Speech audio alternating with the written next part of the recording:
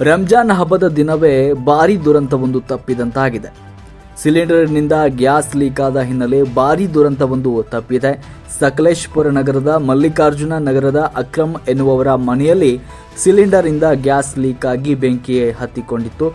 ಇನ್ನು ಸಂಭಾವ್ಯ ಅವಘಡಗಳನ್ನು ಅಗ್ನಿಶಾಮಕ ದಳದ ಸಿಬ್ಬಂದಿಗಳು ತಪ್ಪಿಸಿದ್ದಾರೆ. ಅಡುಗೆ ಮಾಡುವ ವೇಳೆ ಸಣ್ಣದಾಗಿ ಗ್ಯಾಸ್ ಲೀಕ್ ಆಗ್ತಾ ಇದ್ದು ಕ್ಷಣಾರ್ಧದಲ್ಲಿ ಬೆಂಕಿ ಹತ್ತಿಕೊಂಡು ಆತಂಕದ ವಾತಾವರಣ ನಿರ್ಮಾಣವಾಗಿತ್ತು.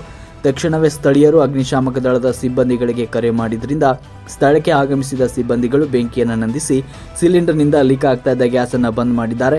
ಸಂಭವಿಸಬಹುದಾಗಿದ್ದ ಭಾರೀ ದುರಂತವನ್ನ ತಪ್ಪಿಸಿದ್ದಾರೆ.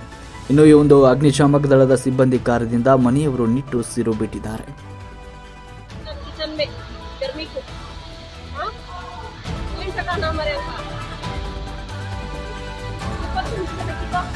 हाँ?